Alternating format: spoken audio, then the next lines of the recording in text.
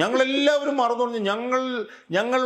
ഞങ്ങളുടെ കാഴ്ചപ്പാട് ഞങ്ങൾ മാറ്റും എന്ന് പറഞ്ഞാൽ ഈ മരപ്പൊട്ടൻ അടുത്ത തെരഞ്ഞെടുപ്പിൽ അവിടെ തന്നെ ഇരിക്കൂന്ന് ഗോവിന്ദൻ പറയുന്നത് എന്താണെന്നറിയോ? ഞങ്ങൾ മാറും എന്ന് പറഞ്ഞാൽ അതിൻ്റെ അർത്ഥം ഞങ്ങൾ മാറുക എന്നല്ല, ഞങ്ങളുടെ കാഴ്ചപ്പാട് മാറും. ഞാൻ പറഞ്ഞു ഞാൻ വല്ലതും പറഞ്ഞു പോയി കഴിഞ്ഞാൽ പിന്നെ സംസ്കാരം ഇല്ലാത്തവരാണെന്ന് നിങ്ങൾ പറയുന്നുള്ളതുകൊണ്ട് ഞാൻ പറയാം. ഇവനെ പോലെയൊക്കെയുള്ള മരപ്പൊട്ടന്മാരെ. നമസ്കാരം. നാണമില്ലാത്തവരെ കുറിച്ച് നമ്മൾ കേട്ടിട്ടുണ്ട്.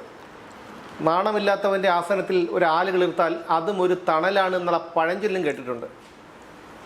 ഇലക്ഷന് മുമ്പ് പയ്യന്നൂരിൽ നടന്നതും നമ്മൾ കണ്ടു. രക്തസാക്ഷി ധനരാജ് രക്തസാക്ഷി ഫണ്ട് വെട്ടിപ്പുമായി ബന്ധപ്പെട്ടാണ് അവിടുത്തെ MLA ആയിരുന്ന TI മധുസൂദനെതിരെ ഇവിടുത്തെ ഒരു സാധാരണ പ്രവർത്തകനായ V കുഞ്ഞികൃഷ്ണൻ തെളിവുകളടക്കം പാർട്ടിക്ക് പരാതി കൊടുക്കുന്നു. പാർട്ടിയിൽ നിന്ന് യാതൊരു നടപടിയും ഇല്ലാതെ വന്നപ്പോൾ അദ്ദേഹം സമൂഹ മാധ്യമത്തിൽ ഇത് സംബന്ധിച്ച് കുറിപ്പിട്ടു. പിന്നീട് ഒരു പുസ്തകം എഴുതി അത് കാര്യങ്ങൾ പൊതുസമൂഹത്തിന് മുന്നിൽ വിശദീകരിച്ചു. എന്നിട്ടും നടപടി ഉണ്ടാകാതെ വന്നപ്പോഴാണ് TI മധുസൂദനെ MLA സ്ഥാനാർത്ഥിയായി നിർത്തി മത്സരിപ്പിക്കാൻ ഒരുങ്ങിയപ്പോഴാണ് അദ്ദേഹം പാർട്ടി വിട്ട് പുറത്തു വന്ന് കോൺഗ്രസിൻ്റെ പിന്തുണയോടുകൂടി മത്സരിച്ച് 6000 ചില്ലുവാനും വോട്ടിന് വിജയിച്ചത്. ഇപ്പോൾ TI മധുസൂദനൻ ഇദ്ദേഹത്തിൻ്റെ ഈ V കുഞ്ഞികൃഷ്ണൻ്റെ വിജയം റദ്ദ് ചെയ്യണമെന്നാവശ്യപ്പെട്ടുകൊണ്ട് ഹൈക്കോടതിയെ സമീപിച്ചിരിക്കുകയാണ്. കേൾക്കുമ്പോൾ തമാശയൊക്കെ തോന്നും. എന്താണ് ഇതിനെക്കുറിച്ച്, യുവന്മാരെ കുറിച്ച് എന്താണ് പറയാനുള്ളത്? എനിക്ക് അറിയില്ല പറയാൻ. സാർ പറ. സുമേഷേ, നമ്മൾ ഒരു കാര്യം ഇതിൽ നിന്നൊക്കെ ഉറപ്പാകുന്നത് എന്താണെന്ന് ചോദിച്ചാൽ, ഇതിനി കേരളത്തിലില്ല. അതാണ് ഉറപ്പായിക്കൊണ്ടിരിക്കുന്നത്. ഇത് ചത്തു. അതാണ് ഇപ്പം നമുക്ക് മനസ്സിലാകാവുന്ന ഒരു പ്രധാനപ്പെട്ട കാര്യം. കാരണം ഇവന്മാരിൽ കുറച്ച് ആളുകളെങ്കിലും ഇപ്പോൾ വന്ന UDF ഗവൺമെൻറ് കാശിന് കൊള്ളാത്തവരാണ്. അതുകൊണ്ട് എന്തെങ്കിലുമൊക്കെ കാണിച്ച് അടുത്ത 5 വർഷം കഴിഞ്ഞ് വീണ്ടും തിരിച്ചു വരാം, വീണ്ടും എന്തെങ്കിലുമൊക്കെ അഴിമതിയും ഉള്ള ഭൂമി കൈയേറ്റവും നടത്തി ജീവിക്കാമെന്നൊക്കെ പറഞ്ഞ് ഇരിക്കുന്ന കുറച്ച് അവന്മാരുണ്ട് ഇതിനകത്ത്. ഞാൻ കഴിഞ്ഞ ദിവസം എൻ്റെ ഒരു സുഹൃത്തിൻ്റെ അടുത്തൊരു CPM കാരൻ ഇതുപോലെ ഒരുപാട് അഴിമതിയൊക്കെ നടത്തുന്ന ആ 3 വർഷമേ അവന്മാർ ഇരിക്കുകയുള്ളൂ, 3 വർഷം കഴിയുമ്പോൾ ഞങ്ങൾ തിരിച്ചു വരും എന്നൊക്കെ പറഞ്ഞ് നിൽക്കുന്ന ചില അവന്മാരുണ്ട് ഇതിനകത്ത്. ഇപ്പോഴും വിശ്വസിക്കുന്നു എന്നുള്ളതാണ് തിരിച്ചു വരുന്നത്. അപ്പോൾ ഇവർ മനസ്സിലാക്കേണ്ട ഒരു കാര്യം, ഇവരടുത്ത തെരഞ്ഞെടുപ്പിൽ ഇവിടെ ഉണ്ടാവില്ല. ഇത് തന്നെ അത് പറയുമ്പം ചോദിക്കും, അതെങ്ങനെയാണത്, അതൊക്കെ പറയാൻ നിങ്ങൾക്ക് എന്താ അവകാശം? അത് ഇപ്പോൾ 1964 മുതലുള്ള പാർട്ടിയല്ലേ ഈ പാർട്ടി? ആ പാർട്ടിക്ക് ലക്ഷക്കണക്കിന് അണികളില്ലേ, അതില്ലേ ഇതില്ലേ, അതുകൊണ്ട് അവരില്ലാതാകും എന്നൊക്കെ പറയുന്നിടത്ത് എന്ത് യുക്തിയാണ് എന്നൊക്കെ വേണമെങ്കിൽ ചോദിക്കാം. പക്ഷെ അവരോടൊക്കെ എനിക്ക് പറയാനുള്ളൊരു കാര്യം ഇത്രയേ ഉള്ളൂ. വലിയ മാറ്റങ്ങൾ രാഷ്ട്രീയത്തിൽ വന്നുകൊണ്ടിരിക്കുകയാണ്. കേരള രാഷ്ട്രീയത്തിലൊക്കെ തന്നെ വലിയ മാറ്റം വരാൻ പോവുകയാണ്. നമ്മളിപ്പോൾ ദേശീയ രാഷ്ട്രീയത്തിൽ തന്നെ നമ്മളൊന്ന് നോക്കുക. ദേശീയ രാഷ്ട്രീയത്തിൽ ഒരു സമാനതകളുമില്ലാതെ അടുത്ത തെരഞ്ഞെടുപ്പിൽ ജയിക്കും എന്ന് പറഞ്ഞ് നിന്ന ഒരു സംവിധാനത്തിൻ്റെ ഇപ്പോഴത്തെ അവസ്ഥ എന്താണെന്ന് നമ്മൾ നോക്കുക. 4ാം തവണ അധികാരത്തിൽ വരാൻ വേണ്ടി രാഷ്ട്രീയ പാർട്ടികളെ പിളർത്തിക്കൊണ്ടിരിക്കുകയായിരുന്നു BJP. തൃണമൂൽ കോൺഗ്രസിനെ പിളർത്തി, മഹാരാഷ്ട്രയിലെ ഉദ്ധവ് താക്കറയെ പിളർത്തി, ആം ആദ്മി പാർട്ടിയെ പിളർത്തി, എല്ലാം പിളർത്തി. അതൊക്കെ രാഷ്ട്രീയമല്ല. അല്ലല്ല, അതൊന്നും രാഷ്ട്രീയമല്ല. ഞാൻ പറയുന്നത് പൂർണ്ണമായി കേൾക്കൂ. അങ്ങനെ 2029 ആകുമ്പോഴത്തേക്കും 360 സീറ്റിൻ്റെ ഭൂരിപക്ഷം മേടിച്ച് എല്ലാ നിയമസഭയിലും ലോക്സഭയിലും ഒരുമിച്ച് തെരഞ്ഞെടുപ്പ് നടത്തി 4ാം തവണ അധികാരത്തിൽ വരാം എന്ന് പറഞ്ഞു നിന്ന ഈ പാർട്ടിയിലെ അവസ്ഥ എന്താണിപ്പം? ലോക്സഭയിലേക്ക് വന്ന് പ്രതിപക്ഷത്തെ നേരിടാൻ ഇന്ത്യൻ പ്രധാനമന്ത്രിക്കും ഇന്ത്യയുടെ ആഭ്യന്തരമന്ത്രിക്കും നട്ടലില്ലാത്തൊരു അവസ്ഥയിലാണ് ഇപ്പം ദേശീയ തലത്തിൽ നമ്മൾ നിൽക്കുന്നത്. നമ്മൾ അതിനകത്ത് എന്ത് ന്യായങ്ങൾ അല്ല, ഞാൻ പറഞ്ഞു ഇത് വസ്തുതയാണ് ഞാനീ പറയുന്നത്. ഈ സംഭവം നടന്നതിന് ശേഷം ലോക്സഭയിൽ വന്ന് മുഖം കാണിക്കാൻ നരേന്ദ്രമോദിക്കും അമിത്ഷയ്ക്കും കഴിഞ്ഞിട്ടില്ല. ഭയന്നിട്ടാണോ എന്താണെന്നുള്ളത് അവരോട് ചോദിക്കണം.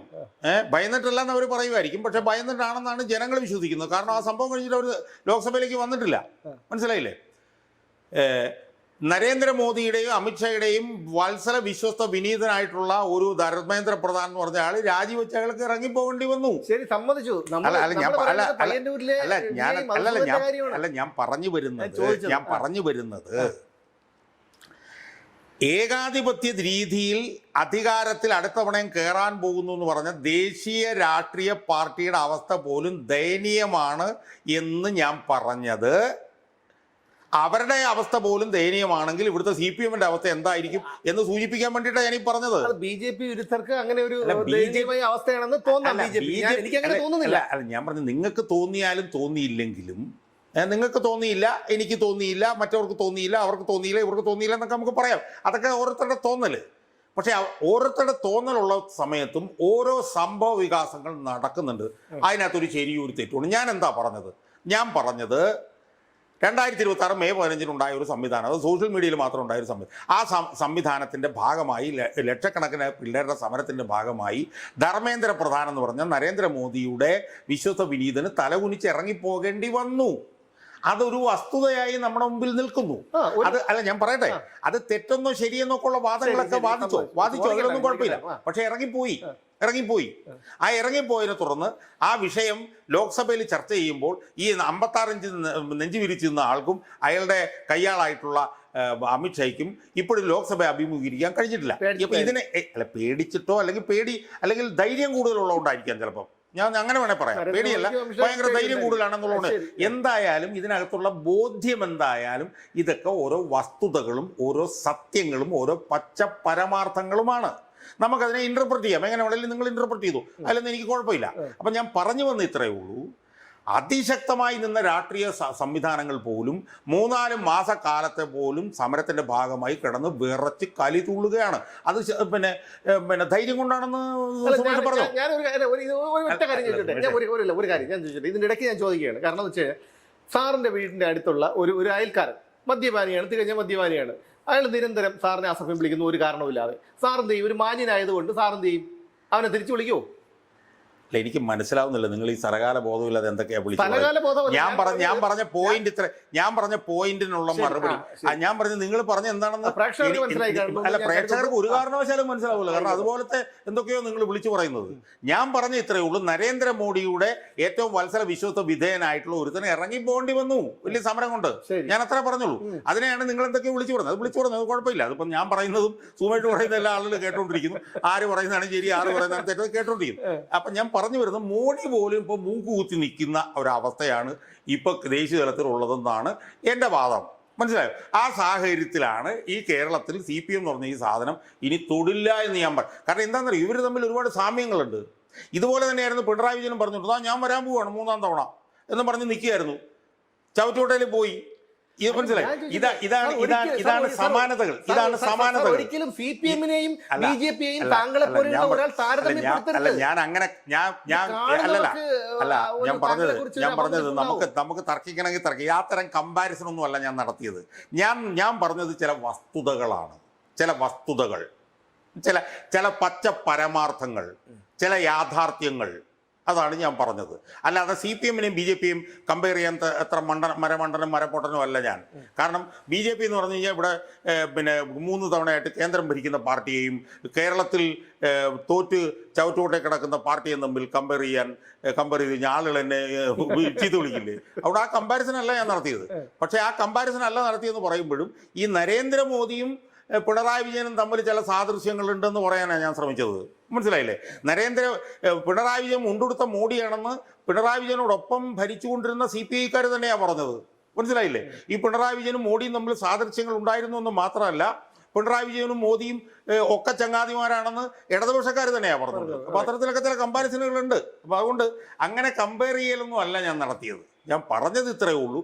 ശക്തമായി നിന്നിരുന്നവർ പോലും മൂക്കുകുത്തുന്ന സാഹചര്യത്തിൽ CPM എന്ന് പറഞ്ഞ സാധനത്തിന് ഇനി പച്ച പിടിക്കാനുള്ള യാതൊരു സാധ്യതയും കേരളത്തിലില്ല.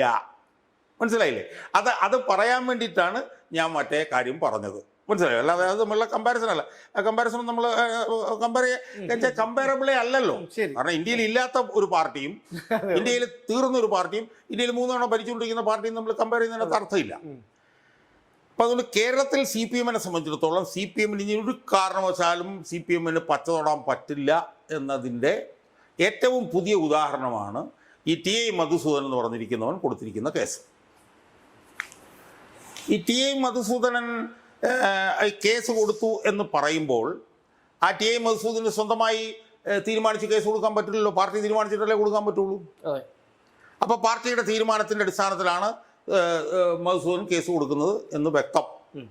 അല്ല ഒരു പക്ഷേ അപ്പം ഞാൻ പറഞ്ഞോട്ടെ, അപ്പോൾ പാർട്ടിയുടെ തീരുമാനത്തിൻ്റെ അടിസ്ഥാനത്തിലാണ് മധുസൂദനൻ കേസ് കൊടുക്കുന്നതെങ്കിൽ വി കുഞ്ഞികൃഷ്ണൻ ഉയർത്തിയ വിഷയത്തിൽ പാർട്ടിയുടെ നിലപാടെന്താ എന്നുള്ളത് പ്രസക്തമല്ലേ? അതെ, പി കുഞ്ഞികൃഷ്ണന്റെ വിഷയത്തിൽ പാർട്ടിയുടെ നിലപാട് തെറ്റിപ്പോയി എന്ന് കഴിഞ്ഞ ദിവസം പാർട്ടിയുടെ കേന്ദ്ര കമ്മിറ്റി അംഗം TM തോമസ് ഐസക്ക് ഒരു ഇന്റർവ്യൂവിൽ പറയുന്നത് ഞാൻ കേട്ടു. അവിടെ കള്ളത്തിന് നടന്നിട്ട് അവിടെ എന്തോ നടന്നെന്നൊക്കെയാണ് പറയുന്നത്, പുറത്ത് പറഞ്ഞാൽ എന്താ കുഴപ്പം എന്നൊക്കെ അയാൾ ചോദിക്കുന്നത് കേട്ടു. അപ്പോൾ എന്ന് മാത്രമല്ല, പാർട്ടിയുടെ കേന്ദ്ര കമ്മിറ്റിയുടെ വിലയിരുത്തലൊക്കെ തന്നെ വി കുഞ്ഞികൃഷ്ണൻ ഉയർത്തിയ വിഷയങ്ങൾ ശരിയായിരുന്നു എന്നുള്ളൊരു വിലയിരുത്തലാണ് അവർ നടത്തിയിട്ടുള്ളത്. എന്ന് മാത്രമല്ല, വി കുഞ്ഞികൃഷ്ണൻ ഉയർത്തിയ വിഷയം 150% ശരിയായിരുന്നുവെന്ന് പാർട്ടി അണികൾക്ക് തന്നെ ഉത്തമ ബോധ്യം ഉണ്ടായതിൻ്റെ സാഹചര്യത്തിലല്ലേ 15 തെരഞ്ഞെടുപ്പുകളിൽ ജയിച്ച പയ്യന്നൂരിൽ 7000 വോട്ടിന് കുഞ്ഞികൃഷ്ണൻ ജയിച്ചത്. 2021 നടന്ന തെരഞ്ഞെടുപ്പിൽ പോലും ഏതാണ്ട് 50,000-ഓളം വോട്ടുകളുടെ ഭൂരിപക്ഷത്തിന് ജയിച്ച ഒരു സ്ഥലം, 62% വോട്ട് CPM 2021 നേടിയ ആ മണ്ഡലത്തിൽ കുഞ്ഞികൃഷ്ണൻ എന്ന് പറഞ്ഞ ഒരു സാധാരണ മനുഷ്യന് 7000 വോട്ടിന് ജയിച്ചു എന്ന് പറയുമ്പോൾ അവിടുത്തെ പാർട്ടി അണികൾ 90%വും ഈ TI മധുസൂദനൻ നടത്തിയിട്ടുള്ള തട്ടിപ്പാണെന്നും ആ തട്ടിപ്പിൽ കുഞ്ഞികൃഷ്ണൻ പറഞ്ഞതാണ് ശരിയെന്നും പൂർണ്ണമായി അവർക്ക് ബോധ്യം ഉള്ളതിൻ്റെ റിസൾട്ടല്ലേ അവിടെ വന്നത്. നമ്മൾ കുഞ്ഞികൃഷ്ണൻ നടത്തിയ ഒരു സമരം നോക്കൂ. പാർട്ടിക്കകത്ത് കുഞ്ഞികൃഷ്ണൻ 2021 മുതൽ പാർട്ടിക്കകത്ത് നടന്ന സമരമാണ് ഈ സമരം. ഈ സമരത്തിൽ കുഞ്ഞികൃഷ്ണൻ എങ്ങനെയാണ് സമരം ചെയ്തത്? ആദ്യം പാർട്ടിക്കകത്ത് സമരം ചെയ്തു, പാർട്ടി അതെല്ലാം തള്ളിക്കളഞ്ഞു. അതിനെ തുടർന്ന് കുഞ്ഞികൃഷ്ണൻ പാർട്ടിയിൽ നിന്ന് പുറത്തേക്ക് പോകുന്നതിന് ശേഷം കുഞ്ഞികൃഷ്ണൻ അതിൻ്റെ തെളിവുകൾ മുഴുവൻ പുറത്തേക്ക് കൊണ്ടുവന്നതിന് ശേഷം കുഞ്ഞികൃഷ്ണൻ അതിനെക്കുറിച്ച് പുസ്തകം എഴുതി. ആ പുസ്തകം എഴുതിയിട്ട് കുഞ്ഞികൃഷ്ണൻ അന്ന് പ്രഖ്യാപിച്ചു, TI മധുസൂദനൻ മത്സരിക്കുകയാണെങ്കിൽ ഞാനതിനെതിരെ മത്സരിക്കുമെന്ന് അയാൾ നേരത്തെ പ്രഖ്യാപിച്ചു. അയാൾ ആ പുസ്തകത്തിൻ്റെ പ്രകാശനം നടത്തി, അത് ആയിരക്കണക്കിന് ആളുകൾ വായിച്ചു. അപ്പം ഇതിനൊരു ക്രോണോളജിക്കൽ ഓർഡർ ഉണ്ട് അയാൾ ചെയ്ത കാര്യങ്ങളിൽ. അയാൾ ചെയ്ത ആ കാര്യങ്ങൾ മുഴുവൻ 100% ശരിയായിരുന്നുവെന്ന് അവിടുത്തെ പാർട്ടി അണികൾക്ക് തന്നെ ഉത്തമ ബോധ്യമുള്ളതുകൊണ്ടാണ് അയാൾ തെരഞ്ഞെടുപ്പിൽ ജയിച്ചിട്ടുള്ളത്. അപ്പോൾ സ്വാഭാവികമായും ഈ പാർട്ടി തെറ്റുതിരുത്താനാണ് ഉദ്ദേശിക്കുന്നതെങ്കിൽ ഈ പാർട്ടിയിൽ അംഗമായിട്ടുള്ള TI മധുസൂദനെ ഒരിക്കലും ഇങ്ങനൊരു കേസ് കൊടുക്കാൻ പാർട്ടി അനുവദിക്കാൻ പാടില്ലായിരുന്നു. അല്ല, പാർട്ടി അനുവദിക്കുക എന്നുള്ളതൊരു ഉപരി ഇപ്പോൾ ഈ TI മധുസൂദനൻ ഇത്തരം ഒരു വിഷയവുമായി വന്നില്ലായിരുന്നെങ്കിൽ അയാളുടെ പേര് മാധ്യമങ്ങളിൽ വരുമായിരുന്നില്ല. ഒരുപക്ഷെ ഇക്കണക്കിന് പോയി കഴിഞ്ഞാൽ ഒരു 3-4 വർഷം കഴിയുമ്പോൾ ഈ CPM-ലെ പല നേതാക്കളും ആരാണെന്നുള്ള ചോദ്യം അണികൾക്ക് തന്നെ ചോദിക്കേണ്ടി വരും. അപ്പോൾ അതിൻ്റെ ഒരു ഭാഗമായിട്ടാണോ? കാരണം മാധ്യമങ്ങളിൽ നിറഞ്ഞു നിൽക്കാനും ജനശ്രദ്ധയും മാധ്യമശ്രദ്ധയും കിട്ടാനാണോ? അല്ല, അതൊന്നും CPM-നകത്ത് അങ്ങനൊന്നും നടക്കില്ലല്ലോ. CPM-നകത്ത് CPM-ന്റെ നേതാക്കന്മാരെ എടുത്തുന്ന ഓരോ സ്റ്റെപ്പും CPM എടുക്കുന്ന തീരുമാനങ്ങളുടെ ഭാഗമായിട്ട് അതിനകത്ത് നടക്കുള്ളൂ. അല്ലാതെ മാധ്യമങ്ങളിൽ വന്ന് ശ്രദ്ധ നേടാനൊന്നും ഒരാൾക്ക് CPM എന്ന് പറഞ്ഞ പാർട്ടിക്കകത്ത് കഴിയില്ല. CPM-നകത്ത് ഒരാളെ കൊല്ലണമെങ്കിൽ ആ പാർട്ടിയായിരിക്കും തീരുമാനിക്കുന്നത്, ഒരാൾ മത്സരിക്കണമെങ്കിലോ അല്ല മത്സരിക്കേണ്ടെങ്കിലോ ആ പാർട്ടിയായിരിക്കും തീരുമാനിക്കുന്നത്. ആ പാർട്ടിയിൽ നിൽക്കുന്ന ആൾ എന്ത് തീരുമാനം എടുത്തു കഴിഞ്ഞാലും പാർട്ടി അറിഞ്ഞ് തീരുമാനം എടുക്കാൻ പറ്റുള്ളൂ. സ്വാഭാവികമായും ഈ വി കുഞ്ഞികൃഷ്ണൻ തനിക്കെതിരെ കള്ളപ്രചരണം നടത്തി എന്ന് പറഞ്ഞ് TI മധുസൂദനൻ കേസ് കൊടുക്കണമെന്നുണ്ടെങ്കിൽ അത് പാർട്ടിയുടെ തീരുമാനത്തോടുകൂടി മാത്രമേ അത് ചെയ്യാൻ പറ്റുള്ളൂ. ആരും തർക്കമില്ല. ഇനി മറുവശത്ത് എന്താ നമ്മൾ നോക്കുമ്പോൾ കാണാൻ കഴിയുന്നത്? പാർട്ടി ഇത്രയും തകർന്ന് തരിപ്പണമായി നിൽക്കുമ്പോൾ ഈ CPM എന്ന് പറഞ്ഞ പാർട്ടി തെറ്റുതിരുത്തൽ നടത്താനാണ് ആഗ്രഹിക്കുന്നതെങ്കിൽ ഈ രക്തസാക്ഷി ഫണ്ടുമായി ബന്ധപ്പെട്ടുകൊണ്ട് ഞങ്ങൾ എടുത്ത നിലപാട് തെറ്റി എന്ന് ജനങ്ങളോട് പറയുന്നതല്ലേ തെറ്റുതിരുത്തൽ? അങ്ങനെ പറയുന്നില്ലെന്ന് മാത്രമല്ല, തങ്ങൾ നടത്തിയ തെറ്റുകൾ മുഴുവൻ മറച്ചു വെക്കുന്നു എന്ന് മാത്രമല്ല, ആ തെറ്റ് ചെയ്തവനെ, തെറ്റ് പുറത്തു കൊണ്ടുവരുന്നവനെതിരെ കേസ് കൊടുക്കാനുള്ള അനുവാദം കൊടുക്കുന്നു എന്ന് പറയുമ്പോൾ ഈ പാർട്ടി തെറ്റ് തിരുത്താനുള്ള, തെറ്റിൽ നിന്ന് തെറ്റിലേക്ക് കൂപ്പുകുത്താനാണ് ഈ പാർട്ടി ശ്രമിക്കുന്നത് എന്നുള്ളതിന് എന്താ തർക്കമുള്ളത്? കാരണം KK രാഗേഷ് ഈ വിഷയവുമായി ബന്ധപ്പെട്ട് നടത്തിയ പത്രസമ്മേളനങ്ങൾ മുഴുവൻ തിരിച്ചടിക്കുകയും അയാൾ പറഞ്ഞത് മുഴുവൻ പച്ചക്കള്ളും നട്ടക്കട്ടാൽ കുറുക്കാത്ത നുണയുമാണെന്ന് തെളിയിക്കപ്പെടുകയും അവിടുത്തെ സീനിയർ നേതാക്കന്മാർ മുഴുവൻ KK രാഗേഷിനെതിരെ ശക്തമായിട്ടുള്ള നിലപാടുകൾ എടുക്കുകയും ചെയ്തതിന് ശേഷം തെറ്റ് തിരുത്തുകയാണെന്ന് പറയുകയും മറുഭാഗത്ത് തെറ്റിന് മേൽ തെറ്റ് മാത്രം ചെയ്യുകയും ചെയ്യുന്നു എന്ന് പറയുന്നത് കൊണ്ടാണ് ഞാൻ പറഞ്ഞത് ഈ പാർട്ടിക്ക് ഇനി കേരളത്തിൽ ആയുസില്ല എന്ന്. ഈ പാർട്ടിക്ക് ആയുസ് ഉണ്ടാകും, ഇല്ലെന്ന് ഞാൻ പറയുന്നില്ല. എങ്ങനെ ഉണ്ടാവും? അടിമുടി തങ്ങൾ ചെയ്ത തെറ്റുകൾ എണ്ണിപ്പറഞ്ഞ് സമസ്താപരാധം പറഞ്ഞ് ഇപ്പോൾ ഉള്ള പാർട്ടി നേതൃത്വത്തിനെ പരിപൂർണമായി മാറ്റി അവിടെ പുതിയ നേതാക്കന്മാരെ കൊണ്ടുവന്ന് ഒരു പരീക്ഷണത്തിനൊക്കെ മുതിരുകയാണെങ്കിൽ ഒരുപക്ഷെ ഈ പാർട്ടിക്ക് ആയുസ്സുണ്ടാവും. അല്ല, അത് അങ്ങനെ ഉണ്ടാവണമെങ്കിൽ എന്താ സംഭവിക്കേണ്ടത്? അങ്ങനെ ഉണ്ടാവണമെങ്കിൽ പ്രതിപക്ഷ നേതാവ് മാറണം, പാർട്ടി സെക്രട്ടറി മാറണം, പാർട്ടി സെക്രട്ടേറിയറ്റിലെ മുഴുവൻ ആളുകൾ മാറണം, പാർട്ടി സംസ്ഥാന കമ്മിറ്റിയിലെ മുഴുവൻ ആളുകൾ മാറണം. അതൊരിക്കലും നടക്കും. ഇനി അത് മാത്രമല്ല ഞാൻ പറഞ്ഞത്, താഴോട്ടുള്ള ജില്ലാ സെക്രട്ടറിമാർ, ഏരിയ സെക്രട്ടറിമാർ എല്ലാവരും അടിമുടി മാറണം. എല്ലാവരും അടിമുടി മാറുക എന്ന് പറഞ്ഞു കഴിഞ്ഞാൽ ഈ ഗോവിന്ദനെ പോലുള്ള ഈ മരപ്പൊട്ടനൊക്കെ വിളിച്ച് പറയുന്ന പോലെ ഗോവിന്ദനോട് ചോദിച്ചു, ഞങ്ങൾ മാറുമോ? ഞങ്ങളെല്ലാവരും മാറും. അപ്പം പത്രക്കാർ ഞെട്ടിപ്പോ, ഇടാ എല്ലാവരും മാറുമോ? ഇത് ഈ മാറുമെന്ന് ഗോവിന്ദൻ തന്നെ സമ്മതിക്കുന്നു. അത്ഭുതമാണല്ലോ എന്ന് പറഞ്ഞ് അന്തം വിട്ടിങ്ങനെ ഇരിക്കുമ്പോഴാണ് ഗോവിന്ദൻ പറയുന്നത് എന്താണെന്നറിയോ? ഞങ്ങൾ മാറും എന്ന് പറഞ്ഞാൽ അതിൻ്റെ അർത്ഥം ഞങ്ങൾ മാറുക എന്നല്ല, ഞങ്ങളുടെ കാഴ്ചപ്പാട് മാറും. ഞാൻ പറഞ്ഞു ഞാൻ വല്ലതും പറഞ്ഞു പോയി കഴിഞ്ഞാൽ പിന്നെ സംസ്കാരം ഇല്ലാത്തവരാണെന്ന് നിങ്ങൾ പറയുന്നുള്ളതുകൊണ്ട് ഞാൻ പറയാം, ഇവനെ പോലെയൊക്കെയുള്ള മരപ്പൊട്ടന്മാരെ ഈർക്കിൽ പാർട്ടികളിൽ പോലും നമുക്ക് അതിൻ്റെ ഒരു നേതാവായിട്ട് കാണാം. ഇതിനേക്കാളും ഭേദമുണ്ട്. അല്ല, എനിക്കറിയാം പുല്ലൂർ ജനലിൻ്റെ അയക്കറിയാം. ഞാൻ ചോദിക്കുന്നത് കടന്നപ്പള്ളി രാമചന്ദ്രൻ്റെ പാർട്ടി, അങ്ങനെ കുറെ ഈർക്കിലുകളുടെ പാർട്ടി ഉണ്ടല്ലോ, കുറെ വയോവൃത്തം, അവിടെ പോലും ഇതുപോലൊരു മരപ്പൊട്ടനെ നമുക്ക് കാണാൻ കഴിയൂ. അത് പറയുകയാണ് ഞങ്ങളെല്ലാവരും മാറും, ഞങ്ങളെല്ലാവരും മാറുന്നു പറഞ്ഞ് ഞങ്ങളുടെ കാഴ്ചപ്പാട് ഞങ്ങൾ മാറ്റും എന്ന് പറഞ്ഞാൽ ഈ മരപ്പൊട്ടൻ അടുത്ത തെരഞ്ഞെടുപ്പിൽ അവിടെ തന്നെ ഇരിക്കുമെന്ന്. അതായത് CPM-നെ തോൽപ്പിച്ച് ശവപ്പെട്ടിയിൽ അടക്കി മണ്ണും കൂരി ഇട്ടവൻ അവിടെ ഇരുന്ന് പറയുകയാണ് ഞങ്ങൾക്ക് തെറ്റുപറ്റിപ്പോയി, അതുകൊണ്ട് ഞങ്ങൾ തെറ്റും, ഞങ്ങൾ മാറ്റുമെന്ന്. ഈ മരപ്പൊട്ടന് സത്യത്തിൽ CPM-ന്റെ ചരിത്രം അറിയാമോ എന്ന് ഞാൻ ചോദിക്കുന്നു. ഈ മരപ്പൊട്ടനായിട്ടുള്ള MP ഗോവിന്ദൻ 80കളുടെ മധ്യത്തിൽ ആരുടെ കൂടെ ആയിരുന്നു? 80കളുടെ മധ്യത്തിൽ ഇയാൾ MP രാഘവൻ്റെ കൂടെ ആയിരുന്നു. മുസ്ലിം ലീഗുമായിട്ടുള്ള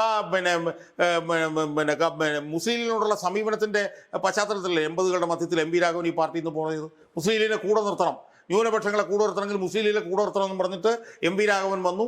MP രാഘവൻ അത് വലിയ ചർച്ചയാക്കി. EMS-ഉം BS-ഉം ഒക്കെ ഉൾപ്പെടെയുള്ളവർ MP രാഘവനെതിരെ നിന്നു. അങ്ങനെ MP രാഘവൻ തെറ്റായിട്ടുള്ള സമീപനം എടുത്തു എന്ന് കണ്ടിട്ട് MP രാഘവനെ പുറത്താക്കി കളഞ്ഞ പാർട്ടിയല്ലേ ഈ പാർട്ടി. അന്ന് MP രാഘവൻ്റെ കൂടെ ഏറ്റവും അവസാനം നിന്നിട്ട് MP രാഘവനെ ചതിച്ചവനാണ് ഈ ഗോവിന്ദൻ. അന്ന് വലിയ പൊട്ടിത്തെറി പാർട്ടിയിൽ ഉണ്ടായിരുന്ന സമയത്ത് പോലും MP രാഘവന് വേണ്ടി കണ്ണൂരിലും കാസർഗോഡിലും പ്രസംഗിക്കാൻ നടന്ന ആളാണ് ഈ ഗോവിന്ദൻ. അവസാനം ഈ രാഘവനെ ചവിട്ടി പുറത്ത് കളഞ്ഞപ്പോഴത്തേക്ക് രാഘവനെ ചതിച്ചിട്ട് തിരിച്ച് CPM-ലേക്ക് വന്ന ആളാണ് ഈ ഗോവിന്ദൻ എന്ന് പറഞ്ഞ ആള്. അപ്പം ഗോവിന്ദൻ അറിയാം, എന്തറിയാം, പാർട്ടിയിൽ നയവ്യതിയാനം ഉണ്ടായാൽ ആ നയവ്യതിയാനം ഉണ്ടാകുന്നവർ ആ സ്ഥാനത്ത് നിന്ന് മാറുമെന്നും ആ നയവ്യതിയാനം കാണിച്ചവർ ഒരു പക്ഷെ പാർട്ടിയിൽ നിന്ന് പുറത്തു പോകുമെന്ന് വരെ അറിയാൻ പാടില്ലാത്ത ആളല്ല ഈ ഗോവിന്ദൻ. പക്ഷേ ഈ ഗോവിന്ദൻ വന്ന് അയാൾ കാരണം ഇത്രയും തോറ്റ് തുന്നമ്പാടി പാർട്ടി നശിച്ചിട്ടും അയാൾ ആ സ്ഥലത്ത് കടിച്ചു തൂങ്ങിക്കിടക്കുകയാണ്. ഇതുപോലെ തന്നെയാണ് അപ്പുറത്തിരിക്കുന്ന വിജയൻ്റെ കാര്യം. ഞാൻ ഞാനൊന്നും പറയുന്നില്ല, കാരണം ഇനി പറയാൻ ബാക്കിയൊന്നും ഇല്ല എന്നുള്ളത് കൊണ്ടാണ്. ഈ കേസുമായിട്ട് പോയാൽ കോടതിയിൽ നിന്ന് തിരിച്ചടിയിലേ കിട്ടുള്ളൂ. കോടതിയിൽ നിന്ന് തിരിച്ചടി കിട്ടി കഴിഞ്ഞാൽ പിന്നെ ഉമാരെ നിലനിർത്തും അടുത്ത ധാരണ പാർട്ടിക്കാരന്മാരാണ് ഇയാൾ. അതുകൊണ്ട് TA മധുസൂദനൻ കേസ് കൊടുക്കാൻ പറഞ്ഞു ചെല്ലുമ്പോൾ തലയ്ക്ക് വരാന്നില്ലെങ്കിൽ നീ വേറെ വല്ല പണിയും പോയി നോക്കടാ എന്ന് പറഞ്ഞു വിടേണ്ട ഈ പാർട്ടി ഇതിന് അനുവാദം കൊടുക്കുന്നു എന്ന് പറഞ്ഞു കഴിഞ്ഞാൽ അത് തന്നെയാണ് ഈ പാർട്ടി നിലനിൽക്കില്ല എന്നുള്ളതിൻ്റെ തെളിവ്. ഏറ്റവും പുതിയ തെളിവ്, അവസാന തെളിവ് എന്നല്ല, ഏറ്റവും പുതിയ തെളിവ് എന്നാണ് എനിക്കത് സംബന്ധിച്ച് സൂചിപ്പിക്കുക. അല്ല, എന്തായാലും ഈ ഒരു കുഞ്ഞികൃഷ്ണൻ്റെ വിജയം റദ്ദ് ചെയ്യണമെന്ന് ആവശ്യപ്പെട്ടുകൊണ്ട് TA മധുസൂദനൻ ഹൈക്കോടതിയെ സമീപിക്കുന്നു എന്ന് കേട്ടപ്പോൾ ഞാൻ ആദ്യം കരുതിയത് ഇത് ട്രോളായിരിക്കുമെന്നാണ്. പക്ഷേ അത് പിന്നീട് യാഥാർത്ഥ്യമാണെന്ന് പിന്നീടാണ് മനസ്സിലായത്. സാധാരണ അരിയാഹാരം കഴിക്കുന്ന എല്ലാവർക്കും അറിയാം എന്താണ് അവിടെ സംഭവിച്ചത് എന്ന്. ഈ ഷാജാൻ സാർ പറഞ്ഞതുപോലെ കോടതി ചെല്ലുമ്പോൾ ജഡ്ജി ചുറ്റികയെടുത്ത് പണ്ടൊക്കെ അടിക്കാതിരുന്നാൽ അത് കുഞ്ഞികൃഷ്ണൻ്റെ അത് മധുസൂദനൻ്റെ ഭാഗ്യം. പിന്നെ ഇവരെ പോലുള്ളവർ വേണം, ഈ മധുസൂദനൻ, വിജയൻ, ഗോവിന്ദൻ, തോമസ് ഐസ്റ്റിക്ക്, പിന്നെ അതുപോലെ ജോൺ ബ്രിട്ടാസ്, ഇങ്ങനെയുള്ള റഹീം, ഡബിൾ എ റഹീം, ഇങ്ങനെയുള്ള ആൾക്കാരൊക്കെ ഈ പാർട്ടിയിൽ ഇനിയും വേണം. കാരണം കമ്മ്യൂണിസം, ഞാൻ പറഞ്ഞതുപോലെ പലപ്പോഴും പറയാറുള്ളത് പോലെ, കമ്മ്യൂണിസം നിലനിന്നിരുന്ന ഒരു നാടും രക്ഷപ്പെട്ടിട്ടില്ല. അപ്പോൾ അത് ഈ ത്രിപുരയിലും ബംഗാളിലും തിരിച്ചു വരാതിരുന്നത് പോലെ കേരളത്തിലും തിരിച്ചു വരാതിരിക്കും എന്നുള്ള കാര്യം നമുക്കുറപ്പുണ്ട്. പക്ഷേ ഇപ്പോഴും അത് വിശ്വസിക്കാത്ത, പാർട്ടി ഇനിയും തിരിച്ചു വരും എന്ന് പ്രതീക്ഷിച്ചിരിക്കുന്ന കുറേ മണ്ടന്മാരായ അന്തംഗമ്മികൾ ഇപ്പോഴും ഉണ്ട് എന്നുള്ളതാണ് ഏറ്റവും അത്ഭുതപ്പെടുത്തുന്ന ഒരു കാര്യം. വീണ്ടും കാണാം.